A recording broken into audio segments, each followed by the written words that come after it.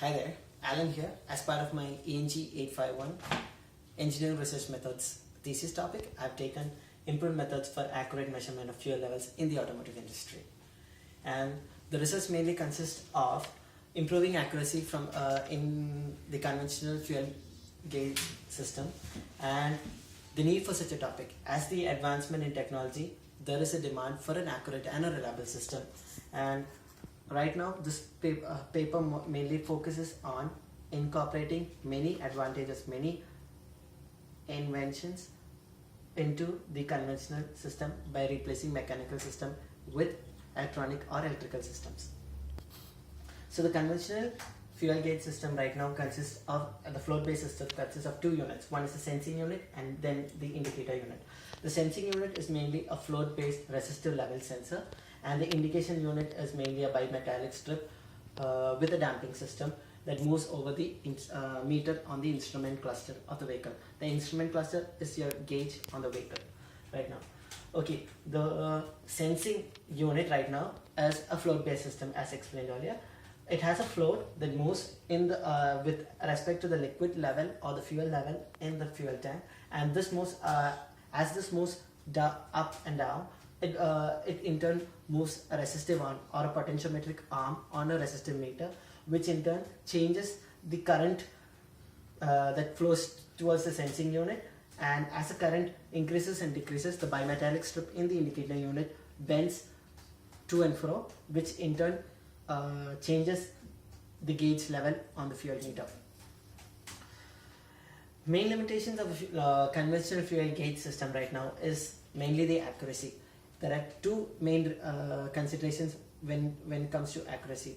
One is a sloshing effect, which would be explained earlier. It's the instant or the sudden change in fuel level on the occurrence of accelerating, decelerating, or any bumps on the road. And the other would be with respect to the position in the fuel tank. So when the float is either at the top or the full level or in the lower level, what happens is that it takes a little time for the gauge to start moving when the fuel keeps moving from full to empty. It takes us a little while to respond, and at the point of empty, even though the float reaches to its lower level, there would be some fuel remaining in the tank.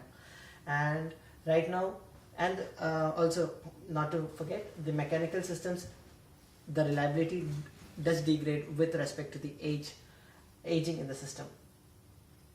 So coming over to the alternative technologies that could be incorporated to improve accuracy in fuel gauging is that the first one would be ultrasound, second fiber optic, and the next what I've considered right now in my research paper would be the capacitive sensing technology. The ultrasound sensing, if used properly, can be a very accurate system, but a very expensive system.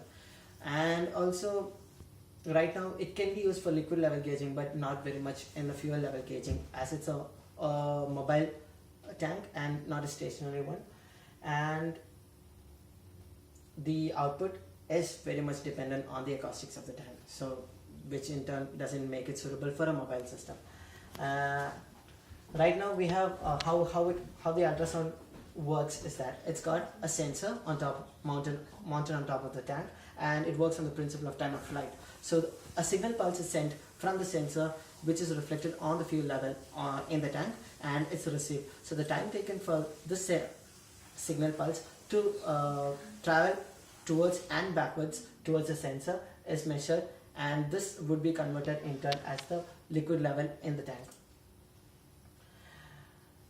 Yeah, as explained earlier, the drawbacks would be the acoustic of the tank very much depends on the accuracy of the system. And the next would be fiber optic level sensing, wherein a fiber optic sensor is dipped into the tank, which is inert to the fuel, but and it measures with the principle wherein a light pulse is sent from one side of the fiber optic tube, and the refractive index varies at the level of where the liquid is. So therefore, we can accurately find out what level the liquid is in. But we have a disadvantage here, as in the system is very expensive, and also to design a tank, design a system to suit automotive would be a very tedious task. Wherein and the next sensing technology, that is the capacitive sensing technology, is a very simple and very reliable, as it contains only electrical components used in the sensor. So what it mainly consists as maybe a 1 electrode or a 2 electrode system, wherein which is dipped into the fuel level, into the fuel, and fuel being insulator acts as a dielectric to the system. And the capacitance vary with respect to the level of fluid in the system, because the dielectric constant of the fuel is different and the dielectric constant of the air is different. So depending on, when looking into this picture, depending on the fluid level, we have two capacitance. One is in series. One is the one on top, the one that measures the dielectric with dielectric air, and one with the dielectric of the liquid. So as the level of fluid keeps increasing and decreasing, the capacitance measured from the sensor would vary, and which in turn which can be converted into the level of the liquid in the tank. But there's a main drawback with just a 1 or a 2 electrode sensing system, wherein since it's very much depends on the dielectrics of the medium.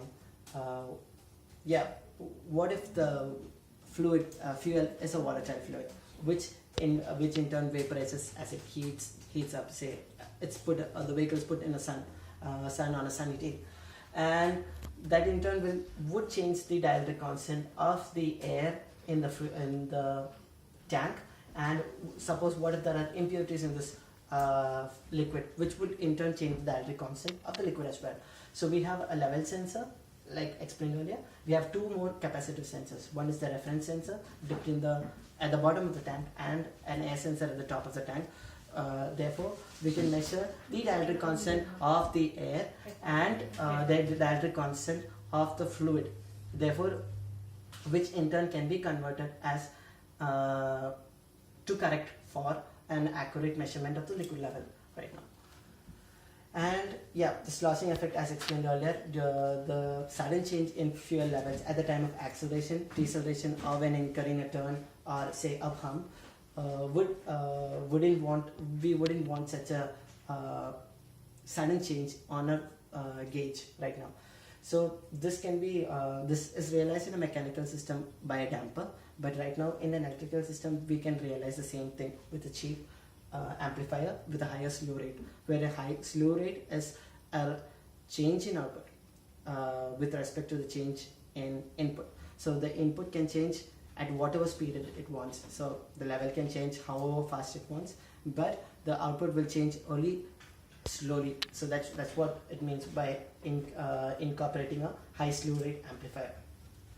So, but we have to consider the cases wherein the vehicle is turned off and at the on time of this vehicle. We wouldn't want the gauge to respond slowly at those times. So this is mostly controlled by a constant current source. So this current source at the time of switching on and switching off would drive the slew rate of the amplifier to a smaller level, so that the output changes faster than at the time of switching on and switching off of the vehicle, only for a small period of time, and then it moves into another normal running mode wherein the slew rate is high. And to conclude, my project proposal would be to use a 3 sensor capacitive sensor along with a amplifier with a high slew rate, therefore making the system say a reliable one, an accurate one, and also not to forget the longevity of the sensor. The life of the sensor also increases drastically, and the sensor would be much cheaper when compared to that of a mechanical system. This is Alan again. Thank you for watching this video.